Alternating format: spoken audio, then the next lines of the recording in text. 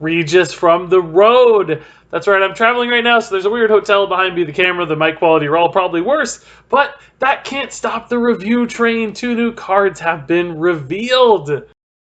Hey buddy, watch this. That's right, I have Queen Hagatha, the new legendary, and I still have to review Waggles Scheme.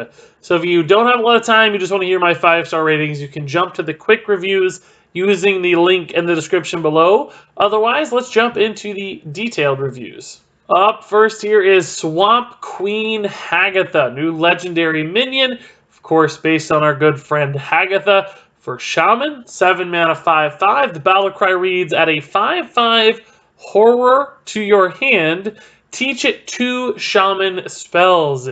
So I love that she's like dredging up this dude from the swamp and teaching him some Shaman spells. And how this works, if you don't know, you'll basically add that 5/5 to your hand. It'll have a battle cry that says cast, Lava Burst, and Bloodlust, or whatever 2 spells you pick. If you have a targeted spell, it'll be just like targeting a battle cry, right? You'll target something, it'll cast the targeted version, and then if you have a universal version, it'll cast the universal version, just, Bloodlust on your board. Now, the way you select the spells, it's going to be via Discover. So teaching, it's going to bring up 2 Discover options.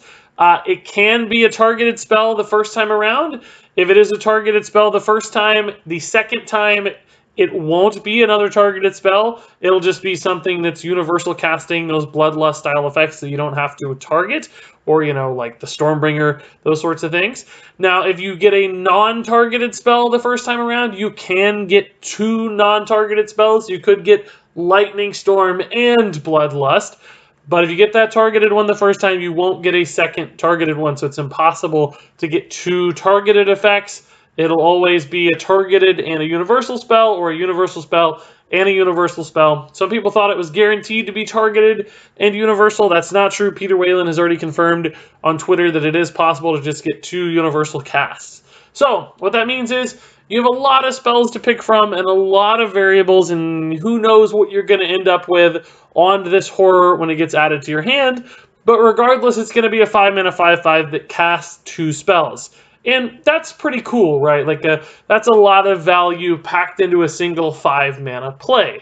Clearly, when you play the horror, it's gonna feel great, right? A cheap, impactful thing. You get a hex and you do something cool to your board. You get a couple lightning storms, whatever it is, it's probably gonna do a lot, because shaman spells can be really big. Now, that's cool. It's great. I think this is a really fun design on a card. I think it captures Hagatha in a neat way.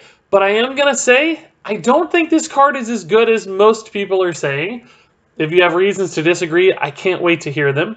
But in my mind, there's a big delay here in how quickly Hagatha can make an impact. So remember, you're spending 7 mana on her, but you're not getting this double spell effect until presumably a future turn, minus some discount shenanigans. So you're kind of just playing a 7 mana 5/5. And a lot of times in Hearthstone, playing a 7 mana 5/5 is going to feel really bad and probably too risky to actually do. You're going to need a lot of pieces to kind of support that playstyle, so really control-based deck. Even then, when you get the horror in hand, sometimes the spells that you discover aren't going to line up perfectly. And beyond that, it's going to be occasionally hard to predict what spells you even need to pick in the first place. Sometimes it'll be obvious. Other times you're like, man, do I really need this hex? I don't know, I don't really want an Earth Shock either. I don't really want a Rock Biter weapon. And it's like, yeah, okay. So there are a lot of bad shaman spells out there. Now, Discover helps so that you can get the best one. It's not like you're just stuck. But occasionally it still won't really fit your game plan. Like, Bloodlust probably isn't always good in a control deck. Occasionally it can help you sneak a surprise win, sure. But other times you're going to feel like just a little deflated, I think, because you didn't really get the choices you wanted. So for me, I have some questions here, like, is this going to be consistent enough, and is it going to be fast enough? Because I feel like, really, you're spending 12 mana to get this effect and a couple 5/5s. If they both had, like, Taunt, maybe it'd feel better. But as it stands, I'm worried it's just going to be too slow and too late for that big swing opportunity to exist. Beyond that, you're not always going to get the big swing opportunity. So although I think this can be used in a control deck, it's just kind of a value piece that does a little bit in a single card. I don't think it's going to feel particularly special. Now, since these are two battle cries, I think it's worth mentioning some Shutterwalk synergies could help give this card the extra value boost it needs to be impactful, because both parts of these do have battle cries.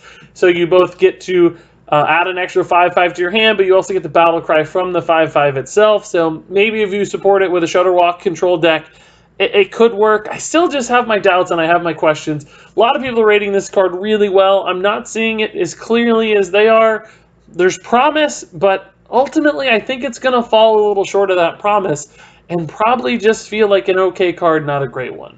So moving on, next here we have Togwaggle's Scheme. This one was revealed a couple days ago, but we're getting to it now. And I like this card a lot. I think this card's really intriguing. It is a 1-mana rogue spell, of course. It's a scheme, which means it upgrades each turn. At its base level, you choose a minion and shuffle 1 copy of it into your deck, but that can turn into 2 minions, 5 minions, 10 minions, 40 minions. Of course, no one's really going to want to use this for 40 minions. I don't think that late in the game it's going to be helpful. But, 3, 4, 5, 10 minions could be a pretty neat play in a lot of different environments. Now, I think the example that has come to mind most readily for most people is Pogo Hopper Rogue, where you can shuffle in a bunch of Pogos and keep playing bigger and bigger Pogos like the old Jade Druid style. I think that's a possibility. I don't know that we're going to see that, just because I'm not sure Rogue has the survivability that's necessary to give them time to just play big statted bodies. You have to live while you're doing that. If you're hoping to swing on stats alone, you got to stay alive long enough for that to matter.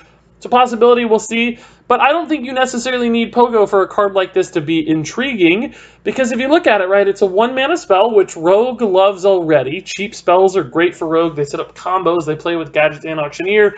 We've seen Rogues utilize cheap spells very successfully in the past. Beyond that, it just does a lot for its cost. Shuffling 10 minions into your deck is a really big play. I don't know how you use it.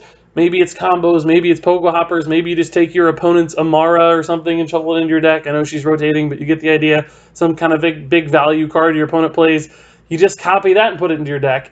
I think that's reason enough to run this card in a lot of decks, and I think beyond that, because it's so cheap, because it's so efficient, because the opportunity for it to do something crazy exists, there are just so many fundamental attributes and characteristics of this card that seem to line up well, that even if I don't know exactly where it's going to go, it feels like someday at some point a deck is going to want to use this. It's just that cool and that big. So to me, I think this card has a lot of promise, and somewhere down the line it's certainly going to see some degree of competitive play.